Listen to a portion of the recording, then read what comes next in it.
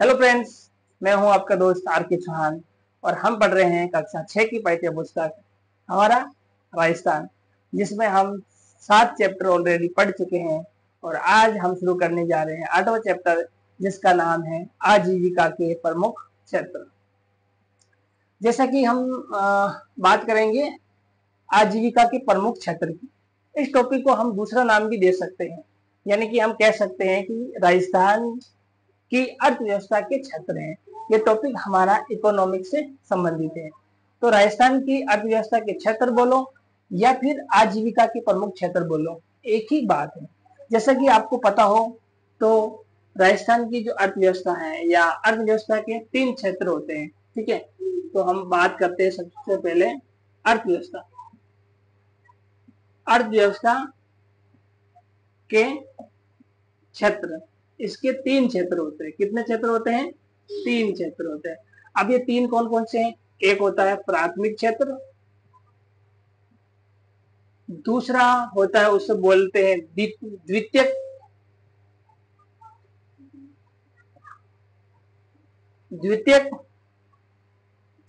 और तीसरा होता है उसको बोलते हैं तृतीयक, द्वितीयक क्षेत्र।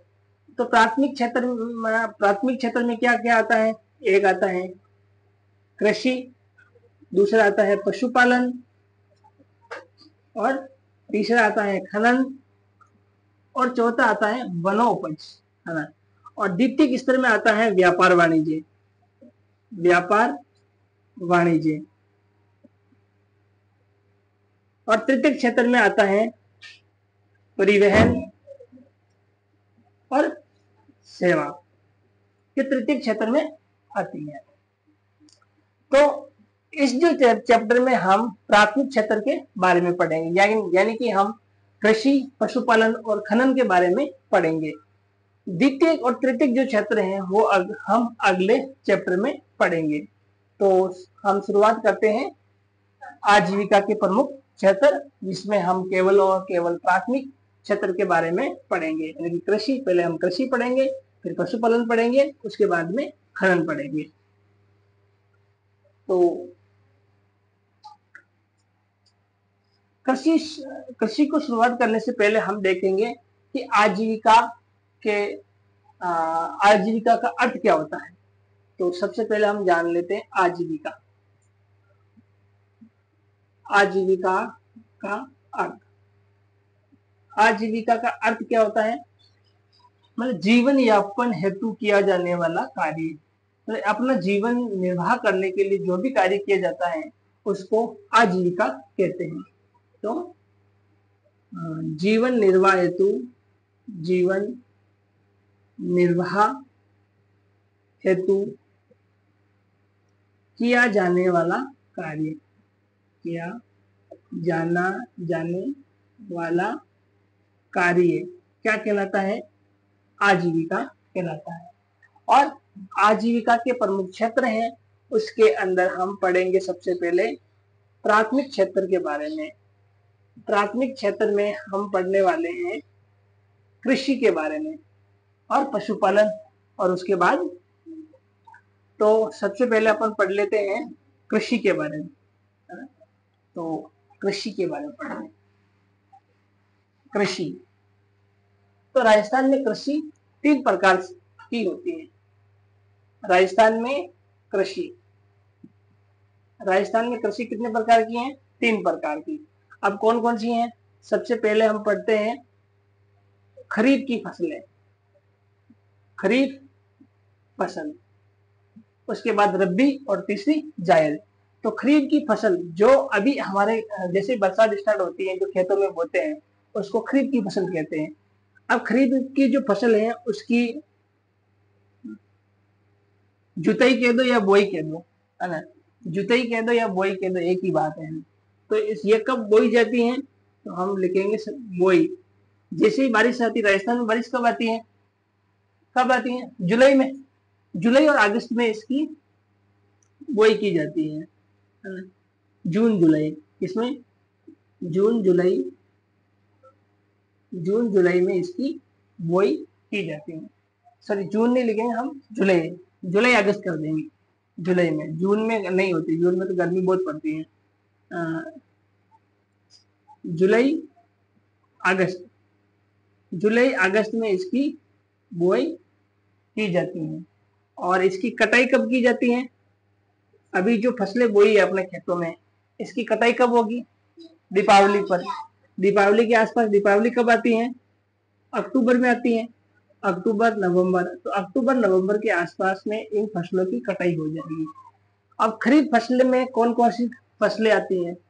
अभी अपने खेत में जो बो रखी है, मक्का बो रखा है, चवड़ा बो रखा है, तिल बो रखा है, और इसके साथ में क्या बो रखा है? बाजरा बो रखा है, मूंग बो रखा है, और मूंग हो गया, और बाजरा हो गया, और ज्वार। ये सब क्या है? ये खरीफ की फसलें हैं। अगली आती हैं रबी की फसलें। रबी की फसल कब बोई जाती हैं? जब ये फसलें कटेंगी उसके बाद में, यानी कि ये फसलें कब कट जाएगी? अक्टूबर नवंबर में कट जाएगी। तो इसकी बुआई कब की जाती है? ये फसल कटने के बाद में, यानी कि हम कहेंगे दीपावली के बाद, अक्टूबर नवंबर। अक्टूबर नवंबर में इसकी बुआई की जाती है। और इनकी इनकी कटाई कब करते हैं? इनकी कटाई करते हैं होली के आसपास। होली कब आती है? मार्च अप्रैल में क्या आती है? होली आती है। तो होली के आसपास इनकी कटाई होती है। बात करेंगे रबी की फसलों की। तो रबी की जो फसलें हैं, खरीफ फसलें, खरीफ फसलें और रबी की फसलें, ठीक है। तो रबी की फसलें में, यानी कि दीपावली के बाद में कौन कौन सी फसलें बोते हैं? सबसे गेहूं, जौ, चना, और मटर। मटर, और क्या बोते हैं? जौ हो गया, गेहूं हो गया, चना हो गया। चलो, तो ये सारी जो फसलें हैं ये किसके अंदर आती हैं? हाँ, एक सरसों और बोते हैं, सर्दी के टाइम में ही बोते हैं सरसों। तो ये सारी रबी की फसलें हैं। अब तीसरी जो फसल आती है उसको हम बोलते हैं जायद फसलें। जायद फसलें, जायद फसलें कब बोएंगे? जब ये कटेगी उसके बाद में, यानी कि हम कहेंगे अप्रैल मई के अंदर इनकी बुआई कब की जाती है? इनकी बुआई होती है अप्रैल, मार्च अप्रैल के अंदर, है ना। मार्च के आसपास भी लगा देते हैं, है ना। तो मार्च अप्रैल में, मार्च अप्रैल, मार्च अप्रैल में जो जायद की फसलें हैं उनकी बुआई की जाती हैं। और हम इसकी कटाई, उसके बाद में उनको उखाड़ देंगे। इनकी कटाई कब होगी? वही मई जून के अंदर। मई जून में, क्योंकि बारिश आ जाती है तो वहां पर हो जाती है, ठीक है। अब जायद की फसलों में कौन कौन सी आएगी? तरबूज, और तरबूजा, खरबूजा, है? नहीं, आंबा नहीं आता, वो फसल थोड़ी है। ककड़ी, सुसार ककड़ी है वो वाली ककड़ी। तो ये कौन सी है? जायद की फसलें। तो हमने पढ़ा खरीफ की फसलें। राजस्थान में कृषि में 3 प्रकार होते हैं, खरीफ की फसलें, रबी की फसलें और जायद फसलें। अब पढ़ेंगे कि राजस्थान में कृषि के पिछड़ेपन के क्या कारण हैं। तो राजस्थान में कृषि के पिछड़ेपन के 3 कारण हैं। नंबर 1 प्राकृतिक कारण, दूसरा आर्थिक कारण, तीसरा संगठनात्मक कारण। तो हम एक एक को लेकर के पढ़ते हैं।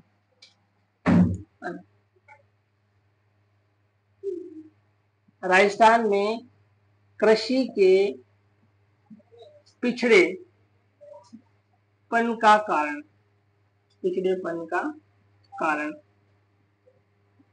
तो कितने कारण हैं? 3 कारण। कौन कौन से? एक है प्राकृतिक प्राकृतिक कारण, दूसरा है आर्थिक कारण, और तीसरा है संगठनात्मक कारण। संगठनात्मक कारण, देखो, हाँ। तो प्राकृतिक कारण में क्या है? प्राकृतिक कारण में जैसे कि यहाँ पर बार बार सूखा पड़ना, यानी कि कम वर्षा का होना, और ज्यादातर पश्चिमी राजस्थान के अंदर मरुस्थल है, रेती रेत है, मध्य के अंदर अरावली है, पहाड़ी एरिया है। तो हम क्या कहेंगे, यहाँ पर ज्यादातर बंजर भूमि है, बंजर भूमि है। ये भी क्या है, ये एक प्राकृतिक कारण है। ठीक है। आर्थिक कारण के अंदर किसानों के पास में गरीबी होने के कारण उनके पास में पर्याप्त संसाधनों की कमी है ना। आर्थिक कारण में हम कहेंगे कि पर्याप्त पर्याप्त संसाधन नहीं है, पर्याप्त संसाधन नहीं है, नहीं है। और संगठनात्मक में क्या कि किसानों में एकता नहीं है, किसानों में संगठनों की कमी है, किसानों में एकता नहीं है, एकता नहीं है। क्योंकि राजस्थान में आप देखोगे तो मध्य अरावली में क्या है, यहाँ पर किसानों के पास में छोटे छोटे खेत है, ज्यादा जमीन नहीं है।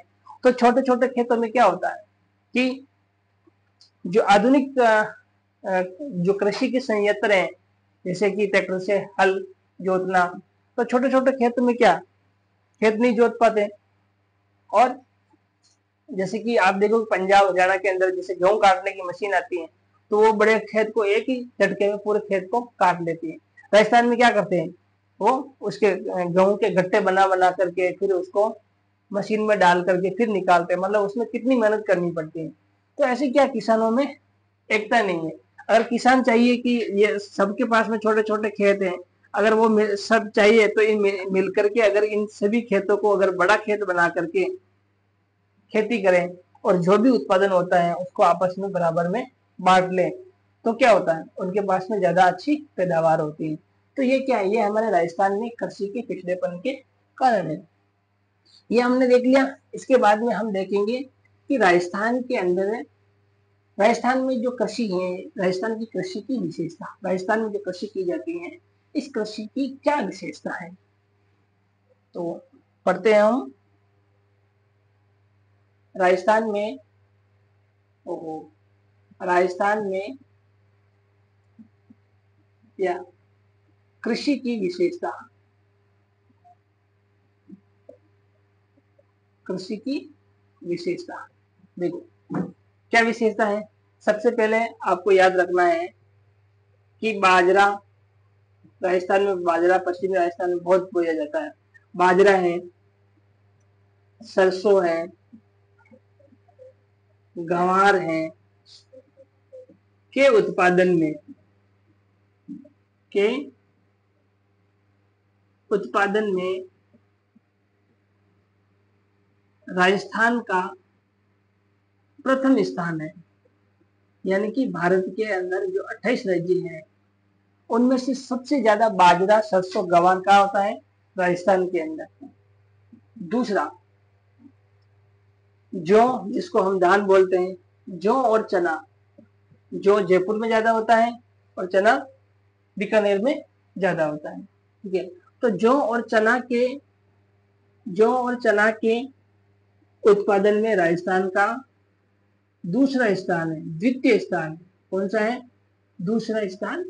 ये आपको ध्यान में रखना। तीसरी बात, राजस्थान की कृषि की विशेषता है कि राज्य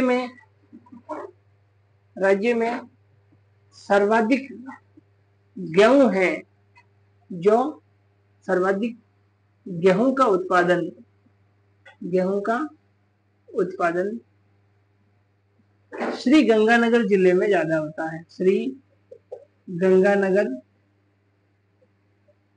जिले में ज्यादा होता है। इसके बाद चौथी विशेषता आपको देखनी है कि राज्य में सर्वाधिक मक्का कहाँ होता है, मक्के का उत्पादन दक्षिणी राजस्थान में ज्यादा होता है। दक्षिणी राजस्थान में बोले तो राजस्थान में एक तो भीलवाड़ा और चित्तौड़गढ़ जिले में मक्के की ज्यादा उत्पादन होता है। चित्तौड़गढ़, किसमें, भीलवाड़ा और चित्तौड़गढ़ में मक्के का उत्पादन ज्यादा होता है। ठीक है। पांचवी विशेषता की बात करें तो जो पश्चिमी राजस्थान के अंदर है एक नहर निकाली हुई है जिसका नाम है इंदिरा गांधी नहर। क्या है, इंदिरा गांधी नहर। इंदिरा गांधी नहर। इस इंदिरा गांधी नहर से जो पश्चिमी राजस्थान का जो एरिया है उसमें 17.5 लाख हेक्टेयर क्षेत्र को सिंचाई की सुविधा उपलब्ध होती है।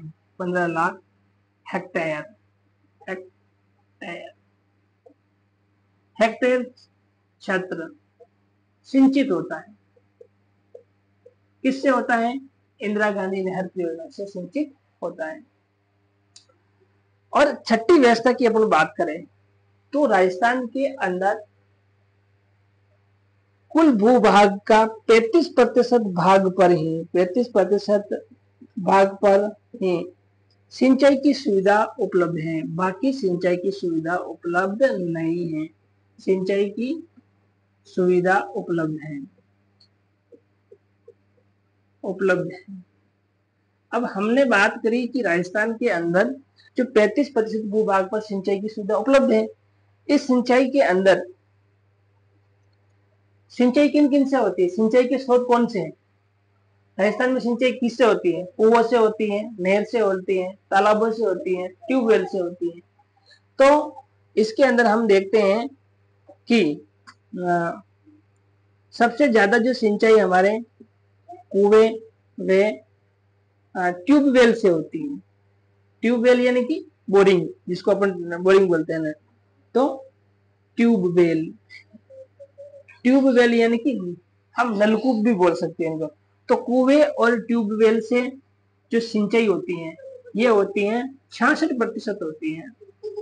और दूसरा हम बात करेंगे कि जो तालाब है, तालाबों में जो नहरें बनाई गई, जो इंदिरा गांधी नहर बनाई गई है और नर्मदा नहर बनाई गई है, जो नहर है तो नहरों से हमारे को होती है 33% सिंचाई की सुविधा उपलब्ध होती है। जैसे भरतपुर में नहर है, ऐसे जो नहरें बनाई गई हैं नदियों के द्वारा, नदियों का जल लाया गया, जैसे इंदिरा गांधी नहर है, तो इनसे 33% होती है। और सबसे लास्ट में बच गया है तालाब। तालाबों से राजस्थान में तालाबों की काफी कमी है और तालाब से मात्र 1% ही सिंचित भूमि होती है, सिंचाई की सुविधा उपलब्ध होती है। तो ये हमने पढ़ लिया है। तो राजस्थान में आजीविका के हमने 3 क्षेत्रों की बात करी थी। प्राथमिक क्षेत्र की बात करी थी। प्राथमिक क्षेत्र के अंदर कृषि अपना हो गया है। अब हम पढ़ेंगे पशुपालन, उसके बाद में पढ़ेंगे खनन के बारे में। तो ये हो गया। और अब हम पढ़ेंगे राजस्थान में पशुपालन।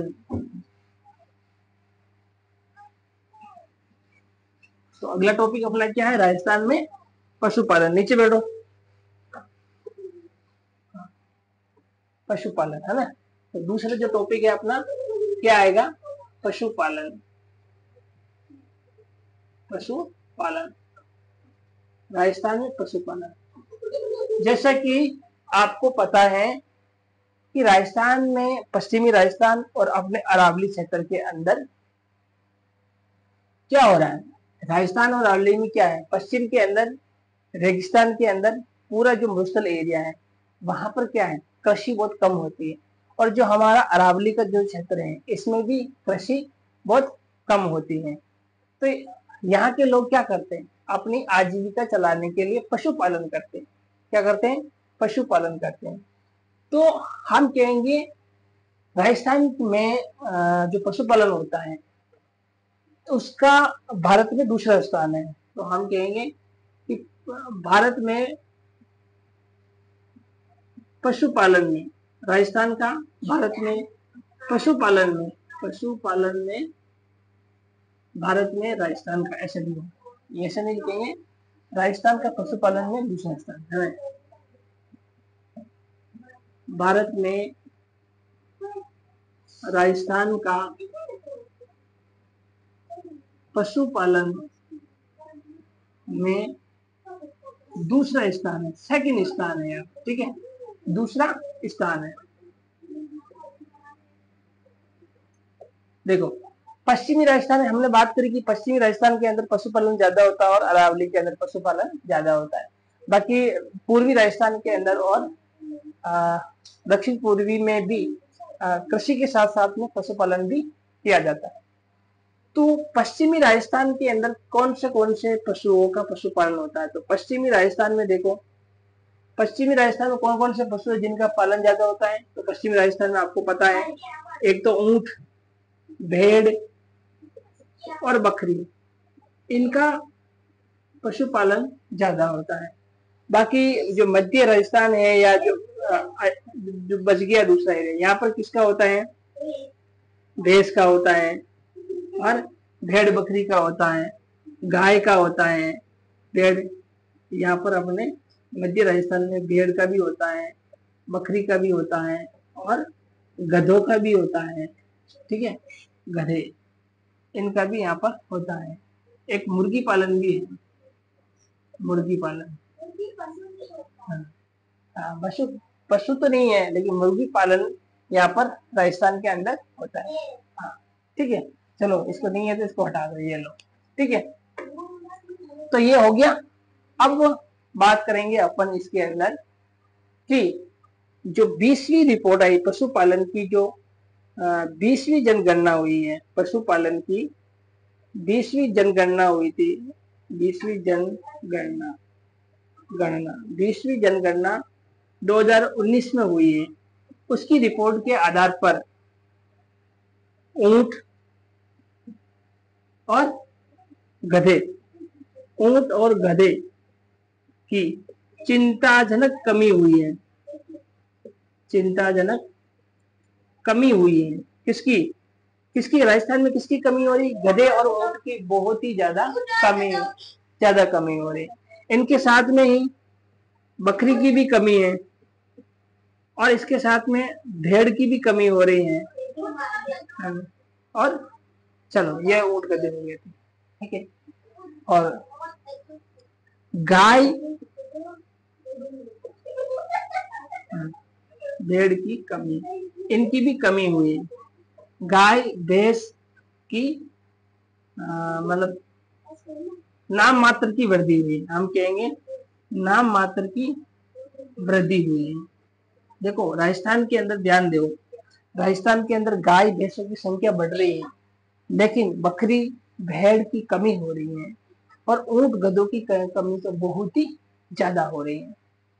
तो ये हो गया हमारा पशुपालन। अब पशुपालन के अंदर हम देखेंगे कि पशुपालन से हमारे को क्या लाभ होता है। पशुपालन से हमारे को क्या लाभ होता है, बताओ? इतना तो बता ही सकते हो। हाँ, हमारे को उत्पादन देते हैं बस। हाँ, तो हमारे को क्या होता है, पशुपालन से हमारे को उत्पादन मिलता है, उत्पादन मिलता है। अब उत्पादन में क्या मिलता है हमारे को? दूध, दही, और क्या, घी, ये सब क्या है? ये सब हमारे को उत्पादन में मिलता है। इसके हाँ, ये भी, हाँ, हम छाछ भी कह सकते हैं। तो छाछ भी क्या, हमारे को इनसे उत्पादन हो रहा है। इसके अलावा जो हमारे जो पशु है उनका विदेशों, खाद भी मिलता है। इनके अलावा हमारे को जो विदेशों में इनका निर्यात भी किया जाता है। विदेशों में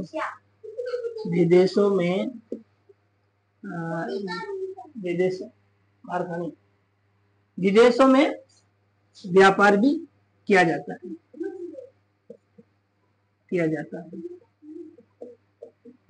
ठीक है। तो ये हो गया, नीचे बैठ जा, नीचे बैठ, मस्ती कर रहा है। ठीक है, तो ये हो गया अपना। उसके बाद में कि पशुपालन से हमारे को क्या क्या, पशुपालन में क्या क्या समस्या होती है। हम पशु पालते हैं, तो पशुपालन में हमारे कौन कौन सी समस्या का सामना करना पड़ रहा है, बताओ? हाँ, वेरी गुड। पशुपालन की समस्या देखो, सबसे बड़ी जो समस्या है अपने गांवों में, अपनी बकरियों को शेर मार देता है, कुत्ते मार देते हैं। यानी कि हम कह सकते हैं पशुओं को जंगली जानवरों का खतरा, जंगली जानवरों से खतरा। देखो, ये जो खतरा है ये केवल अपने मध्य राजस्थान के अंदर है, ये जो अरावली क्षेत्र है इसी में ये थोड़ी सी समस्या है। वही पश्चिमी राजस्थान में जाओगे तो आपको वहाँ शेर नहीं मिलेगा, भेड़िया आपको वहाँ इनका शिकार नहीं कर सकता। ये समस्या अपने मध्य राजस्थान के अंदर, लेकिन ये भी एक सबसे बड़ी समस्या है। दूसरी है जो पश्चिमी जो राजस्थान है उसके अंदर क्या है, चारागाहों की कमी है। क्या है, चारागाह की कमी, उनके पास में चराने के लिए पर्याप्त जगह नहीं है। लेकिन हमारे पास मध्य राजस्थान के अरावली के क्षेत्र में बहुत सारा एरिया है। इसके अलावा उनके पास और क्या कमी है, हाँ मतलब कम लागत मिलती है, पशुओं की लागत कम मिलती है, जितना उसके में मेहनत की जाती है उससे हमारे को पैसा कम मिलता है। और क्या होता है, मतलब उनको पौष्टिक आहार नहीं मिल दे पाते, गरीबी के कारण पौष्टिक आहार नहीं दे पाते, आहार नहीं मिल पाता, नहीं मिल पाता। और उनका अच्छे से हम इलाज नहीं करवा पाते हैं, उनका इलाज गरीबी के कारण इलाज नहीं करवा पाते, क्योंकि ज्यादा जानवर है तो हम उस पर ज्यादा ध्यान नहीं देते। इनके अलावा और क्या हो सकता है, और किसकी कमी आती है, पौष्टिक आहार हो। हाँ, एक होता है कि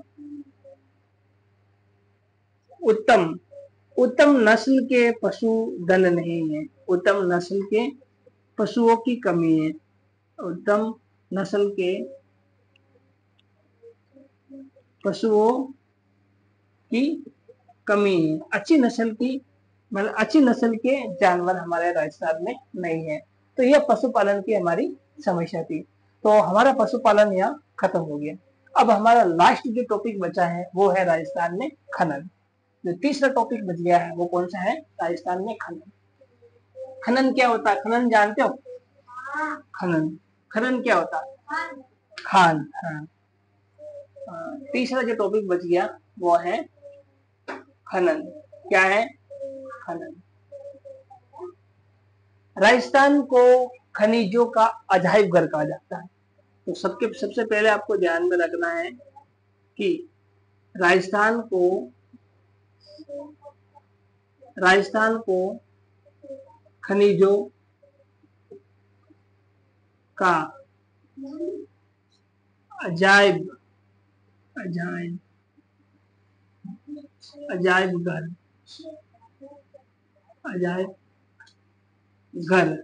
घर कहा जाता है। ठीक है, तो सबसे पहले तो आपको यह ध्यान में रखना है। इसके अलावा राजस्थान में 82 प्रकार के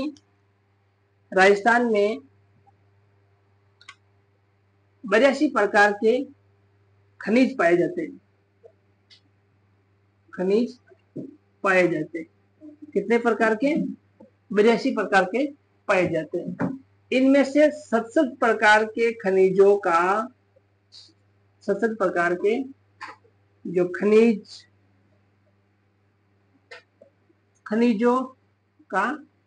खनन होता है। ठीक है, तो 67 प्रकार के खनिजों का खनन होता है। इनमें से हम जो मोटे मोटे तौर पे अगर हम बात करें तो देखो, जैसे हम पर लेते हैं, जैसे लोहा कहाँ निकलता है सबसे ज्यादा, राजस्थान में, जयपुर में। ठीक है, सीसा जस्ता की अपन बात करें, सीसा जस्ता कहाँ निकलता है सबसे ज्यादा, उदयपुर में। ठीक है, बात करें अपन जिप्सम की, तो जिप्सम सबसे ज्यादा कहाँ निकलता है, नागौर बीकानेर। इसके अलावा हम बात करें रॉक फास्फेट की, रॉक फास्फेट सबसे ज्यादा निकलता है जामर कोटड़ा उदयपुर के अंदर, जामर कोटड़ा उदयपुर के अंदर। इसके अलावा हम बात करें तांबा की, तो राजस्थान में सबसे ज्यादा तांबा है जो खेतड़ी झुंझुनू में निकलता है। खेतड़ी झुंझुनू, झुंझुनू, झुंझुनू, तो तांबा सबसे ज्यादा वहां पर निकलता है। बात करें अपन अभ्रक की, अभ्रक, अभ्रक सबसे ज्यादा राजस्थान में भीलवाड़ा जिला में ज्यादा निकलती है। बात करें अपन इसकी चूना पत्थर की, तो चूना पत्थर सबसे ज्यादा चित्तौड़गढ़ में निकलता है।